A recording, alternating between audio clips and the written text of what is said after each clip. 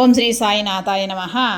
శ్రీ సాయి సచరిత్రము 2వ రోజు పారాయణము శుక్రవారం 8వ అధ్యాయము. మానవ జన్మ యొక్క ప్రాముఖ్యం. బాబా యొక్క భిక్షాటనము. భాయిజాబాయి యొక్క ఇరలేని సేవ. ముగ్గురి పడక స్థలము. రహత నివాసి కుశలచంద్. మానవ జన్మ యొక్క ప్రాముఖ్యం. ఈ అద్భుత విశ్వమందు భగవంతుడు కోటాన కోట్ల జీవనం సృష్టించి ఉన్నాడు.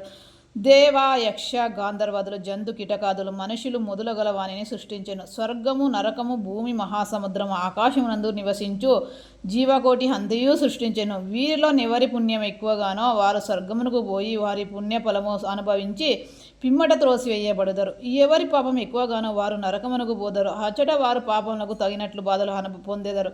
పాపపుణ్యములు సమానమగునప్పుడు భూమిపై మానవులకు జన్మించి మోక్ష సాధనమునకై అవకాశము గాంచెదరు. వారి పాపపుణ్యము నిష్క్రమించినప్పుడు వారికి మోక్షము కలను. 1000 మోక్షము కానీ పుట్టుక కానీ వారు చేసుకుని కర్మలపై ఆధారపడి ఉండును. మానవ శరీరం యొక్క ప్రత్యేక విలువ. జీవకోటి అంతటికి ఆహారము నిద్ర భయము సంభోగము సామాన్యము. మానవునికి గాక మరొక ప్రజ్ఞ గల అదే జ్ఞానశక్తి. దీనిని సహాయముగానే మానవుడు భగవత్ సాక్షాత్తును పొందగలడు. ఇంకే జన్మందైనా దీనికి అవకాశం లేదు. ఈ కారణము చేతనే దేవతలు సైతం మానవ జన్మను ఈశతో చూసేదరు. వారు కూడా భూమిపై మానవ జన్మనెత్తి మోక్షము సాధించాలనుకునేదరు. కొంతమంది మానవ జన్మము చాలా నీచమైనదనియు చీము రక్తము మూలములతో నిండి ఉన్నదనియు తుదుకు శిథిలమై రోగమునకు మరణమునకు కారణమగునందరు.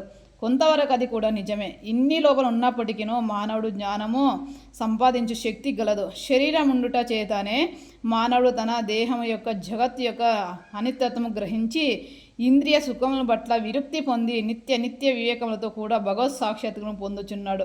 శరీరము మూలభ్రష్టమైనది. నిరాకరించినచో మోక్షమును సంపాదించు అవకాశము పోగొట్టుకునేదము. దేహము ముద్దుగా పెంచి విషయ సుఖములకు మరిగినచో నరకము పడేదము.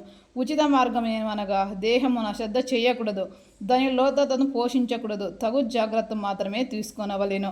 గుర్రపు రవత తన గమ్యం స్థానము చేరే వరకు గుర్రముని ఎంత జాగ్రత్తగా చూచుకునో అంత జాగ్రత్త మాత్రమే తీసుకోవలేను.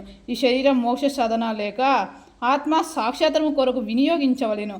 ఇదే జీవుని పరమాది ఉండవలేను. భగవంతుడు అనేక జీవులు సృష్టించినప్పటికీ అతనికి సంతృష్టి కదలలేదట. ఎందుకనగా భగవంతుని శక్తి అవేమీ గ్రహించలేకపోయినవి. అందుచేత భగవంతుడు ప్రత్యేకముగా మానవుని సృష్టించెను. వానికి జ్ఞానం అనే ప్రత్యేక శక్తి ఇచ్చెను. మానవుడు భగవంతుని లీలను అద్భుత కార్యములు విశేషములు విజ్ఞానములను చూసి పరమశం పొందినప్పుడు భగవంతుడు మీరికి సంతృష్టి చెంది ఆనందించు. అందుచే మానవ జన్మ పొందుట లభించు గొప్ప అదృష్టము.